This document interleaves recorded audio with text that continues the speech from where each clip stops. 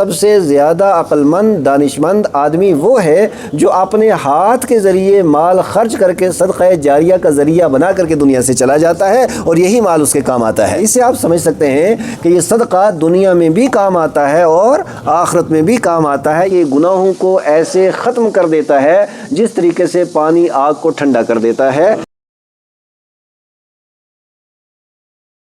بسم اللہ الرحمن الرحیم۔ حضرت سیدنا ابو ہریرہ رضی اللہ تعالیٰ عنہ حدیث کے راوی ہیں، یہ بیان کرتے ہیں مصطفیٰ کریم صلی اللہ تعالیٰ علیہ وآلہ وسلم نے ارشاد فرمایا کہ یقول العبد مالی مالی، کہ بندہ یہ کہتا رہتا ہے کہ یہ میرا مال ہے، یہ میرا مال ہے، یہ میری پراپرٹی ہے، یہ وہ اپنی زبان سے اکثر کہتا رہتا ہے۔ وَإِنَّمَا لَهُ مِن مَالِهِ ثَلَاثٌ، اس کے جو مال ہے اس کے مال کی 3 قسمیں ہیں، 3 طرح کا مال اس کا ہوتا ہے۔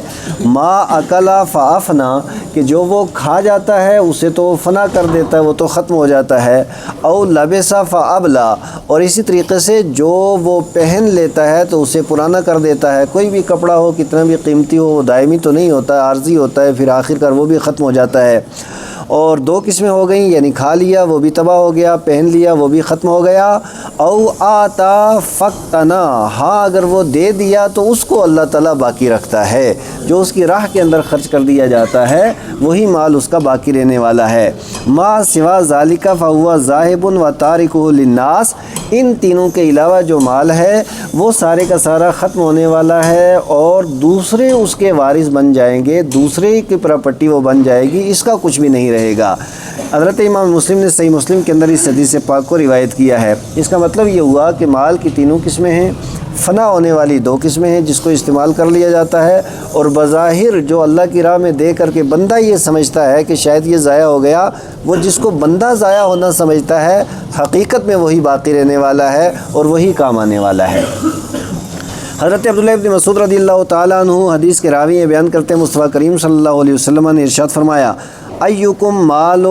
وارثہ احب الیہ من مالہ، کہ صحابہ کرام سے ایک سوال کیا نبی پاک علیہ السلام نے کہ تم مجھے میرے ایک سوال کا جواب دو، اور سوال یہ ہے کہ تم میں سے کون ایسا شخص ہے جس کو اپنے وارث کا مال اپنے مال سے زیادہ پسند ہو؟ یعنی وارث کسی کا بیٹا ہوتا ہے یا کسی کا بھائی ہوتا ہے یا کسی کا باپ ہوتا ہے، الگ الگ طریقے سے اس کی کیفیت بدل جاتی ہے، تو بسا اوقات کیونکہ اپنے مال سے بندے کو جو محبت ہوتی ہے وہ جو وارث کا مال ہے اس سے محبت نہیں ہوتی ہے۔ انسان کی طبیعت اور انسان کی فطرت کے اندر یہ چیز داخل ہے کہ انسان کو اپنے مال کے ساتھ محبت ہوتی ہے۔ وارث کا مال، وارث اگرچہ کتنا قریبی اور کتنا محبوب کیوں نہ ہو لیکن پھر بھی تو ایک حساب سے غیر ہے نا وہ، اب جو اس کے قبضے میں ہے تو اس سے زیادہ وہ مال محبوب ہوتا ہے جو انسان کے اپنے قبضے میں ہو۔ تو نبی پاک علیہ الصلوۃ والسلام نے جب یہ سوال کیا کہ تم میں سے کون ہے جسے وارث کا مال جو ہے وہ اپنے مال سے زیادہ محبوب ہو، قالوا یا رسول اللہ ما منا احد الا مالہ احب الیہ،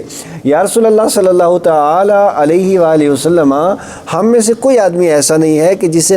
وارث کا مال زیادہ محبوب ہو اپنے مال سے، ہر بندے کو اپنا مال زیادہ محبوب ہوتا ہے۔ تو آقا کریم علیہ السلام نے ارشاد فرمایا فَإِنَّ مَالَهُ مَا قَدَّمَ وَمَالَ وَارِثِهِ مَا أَخَّرَ، کہ تمہارا مال وہی ہے جو تم نے آگے بھیج دیا ہے اللہ کی راہ میں خرچ کر کے، اور وارث کا مال وہ ہے جو چھوڑ کر کے تم چلے جاتے ہو، یعنی خود خرچ نہیں کیا اور اس کے بعد اپنے بچوں کے حوالے کر دیا۔ ورثہ سے کوئی بہت زیادہ توقع نہیں رکھنی چاہیے کہ یہ ہمارے پیچھے صدقہ و خیرات کریں گے یا یہ ہمارے لیے کوئی نیک عمل کریں گے۔ سب سے بہتر، سب سے زیادہ عقل مند دانشمند آدمی وہ ہے جو اپنے ہاتھ کے ذریعے مال خرچ کر کے صدقہ جاریہ کا ذریعہ بنا کر کے دنیا سے چلا جاتا ہے اور یہی مال اس کے کام آتا ہے۔ اب یہ بھی ہے کہ جو مال اللہ کی راہ میں خرچ کیا جاتا ہے تو ایسا نہیں کہ یہ صرف آخرت کے اندر کام آئے بلکہ وہ دنیا میں بھی کام آتا ہے اور آخرت میں بھی کام آتا ہے۔ حضرت سیدنا ابو ہریرہ رضی اللہ تعالیٰ عنہ حدیث کے راوی بیان کرتے ہیں مصطفیٰ کریم علیہ الصلوۃ والسلام نے ارشاد فرمایا بین رجل من فلات، کہ ایک شخص تھا ایسے بیابان جنگل کے اندر، پتھریلی زمین کے اندر، بے آب و گیا میدان کے اندر ایک آدمی جا رہا تھا، من الارض فسمع صوتا من فی سحابۃ، تو اب اس نے کیا کیا کہ ایسے بادل آئے تھے تو بادل جب چھا گئے، جس کو ہماری زبان میں چڑھ کہتے ہیں نا، یہ بادل جب چھا گئے تو بادل میں سے ایک آواز اس نے سنی۔ آواز یہ تھی کہ اسقی حدیقۃ فلان، کہ فلاں آدمی، مثال کے طور پہ کوئی آدمی، اس کا نام ہوگا کہ اس کا جو باغیچہ ہے، اس کا جو باغ ہے اور اس کا جو کھیت ہے، اس کو جا کر کے سیراب کر دو۔ اب آگے فرماتے فَتَنَحَّى ذَلِكَ السَّحَابُ، اب وہ بادل چلنے لگا۔ پہلے بادل سے آواز آئی کہ جاؤ اور فلاں آدمی کا باغ یا اس کا کھیت کو سیراب کر دو۔ اب وہ بادل چلنے لگا تو یہ آدمی بھی ساتھ ساتھ چلنے لگا کہ اب یہ بادل کہاں جاتا ہے۔ فرماتے ہیں کہ فَأَفْرَغَ مَاؤُهُ فِي حَرَّةٍ، تو ایک چٹیل قسم کی زمین تھی جہاں یہ کنکر ہوں، یعنی جو پانی جذب نہ کرے، پانی کو اکٹھا کر لے۔ زمین تین طرح کی ہوتی ہے نا، ایک تو بالکل پتھریلی زمین ہوتی ہے اور پانی اکٹھا کر کے اس پانی کا رخ کسی طرف وہ کر دیتی ہے اور وہ پانی دوسری جگہ پہ پہنچ جاتا ہے۔ تو اسی طرح کی زمین تھی، پتھریلی، کالے پتھر تھے اس میں، تو وہاں جا کر کے بارش ہوئی اور پانی جب وہاں برس گیا، اس کے بعد وہاں سے ایک چھوٹی سی نہر آ رہی تھی۔ اب وہ نہر جب آنے لگی تو یہ آدمی اس نہر، پہلے تو بادل کے ساتھ چلا، اس کے بعد اس نہر کے پیچھے پیچھے چلنے لگا، اور جب وہ بادل کو اس نہر کے اس پانی کے ساتھ جب یہ چلنے لگا، فَإِذَا رَجُلٌ قَائِمٌ فِي حَدِيقَةٍ يُحَوِّلُ الْمَاءَ بِمِسَاحَتِهِ، تو آپ دیکھا کہ ایک باغ کے اندر یا ایک کھیت کے اندر ایک شخص ہے، وہ اپنے پھاوڑے کے ذریعے، جو اوزار ہوتے ہیں نا یہ کھیتی باڑی کے، تو اس کے ذریعے وہ ایک نالی بنا کر کے سنچائی کے لیے وہ راستہ بنا رہا تھا پانی کا۔ تو اب فَقَالَ لَهُ، تو اب یہ شخص جو اتنا دور سے آیا تھا تو اس نے اس سے پوچھا، یا عبداللہ، اللہ کے بندے، ما اسمک، تیرا نام کیا ہے، نام اپنا بتا۔ تو کالا فلان، تو اس نے اپنا نام بتا دیا کہ میرا فلاں نام ہے۔ للاسم الذی سمع فی الصحابہ، تو یہ وہی نام تھا جو اس نے بادلوں سے سنا تھا، کہ یہ وہی نام تھا جو اس نے بادلوں سے سنا تھا کہ اس کی کھیتی کو جا کر کے سیراب کر دو۔ فقال له یا عبداللہ، تو اس نے کہا اللہ کے بندے، لما سألتنی عن اسمی، تو کیوں سوال کر رہا ہے میرے نام کے بارے میں، کیا کام ہے تجھے؟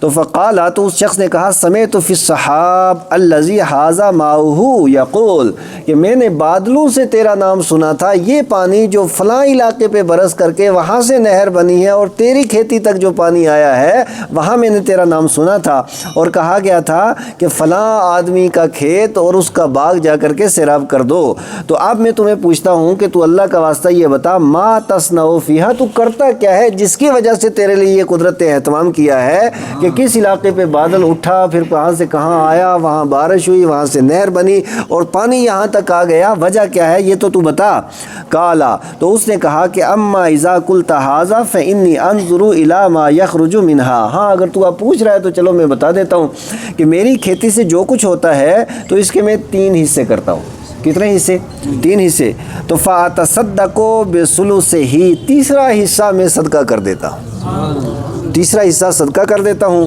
وآکل انا وعیالی ثلثہ، اور ایک حصہ میں اور میرے گھر والے اس سے کھا لیتے ہیں، اور ایک حصہ جو ہے وہ دوبارہ میں اس کی کاشت کرنے کے لیے دوبارہ اسی زمین کے حوالے کر دیتا ہوں۔ تو اس صدقے کی برکت ہے کہ اللہ تبارک و تعالیٰ مجھے کبھی محروم نہیں رکھتا ہے، جب بھی ضرورت ہوتی ہے بارش ہو جاتی ہے۔ اس سے آپ سمجھ سکتے ہیں کہ یہ صدقہ دنیا میں بھی کام آتا ہے اور آخرت میں بھی کام آتا ہے۔ یہ وہ ایسا مال اور خدائے قدوس کے ساتھ ایسا سودا ہے کہ جو کبھی بھی رائگاں نہیں ہوتا، اور یہ سودا کرنے والا کبھی انسان گھاٹے میں بھی نہیں ہوتا ہے۔ حضرت امام مسلم نے صحیح مسلم کے اندر اس حدیث پاک کو روایت کیا ہے۔ اب حضرت انس بن مالک رضی اللہ تعالیٰ عنہ حدیث کے راوی یہ بیان کرتے ہیں، مصطفیٰ کریم علیہ السلام نے ارشاد فرمایا، ان الصدقۃ لتطفئ غضب الرب وتدفع میتۃ السوء، کہ یہ جو صدقہ ہے یہ 2 کام کرتا ہے، ایک تو اللہ تبارک و تعالیٰ کے غضب کو ٹھنڈا کر دیتا ہے اور ایک برے خاتمے سے بندے کو نجات دے دیتا ہے۔ یہ 2 کام ہوتے ہیں صدقے کے ذریعے، اور اس کے علاوہ بھی بہت سی احادیث مبارکہ اس موضوع پر ہیں، بس اس حدیث پہ میں اپنی گفتگو ختم کروں گا۔ حضرت معاذ بن جبل رضی اللہ تعالیٰ عنہ حدیث کے راوی یہ بیان کرتے ہیں کہ میں نبی پاک علیہ الصلوۃ والسلام کے ساتھ تھا ایک سفر میں، اور اس کے بعد یہ حدیث انہوں نے بیان کی، قال ثم قال، یعنی نبی صلی اللہ علیہ وسلم، نبی پاک علیہ الصلوۃ والسلام نے 2-3 بار متوجہ کرنے کے بعد مجھ سے ارشاد فرمایا، الا ادلک علی ابواب الخیر، میں خیر کا دروازہ نہ تمہیں بتا دوں، خیر اور بھلائی کا دروازہ کیا ہے؟ تو کون آدمی ہے جو خیر کا دروازہ نہیں چاہتا؟ تو قلت بلا یا رسول اللہ، یا رسول اللہ ضرور بتائیں۔ تو آقا نے ارشاد فرمایا، الصوم جنہ،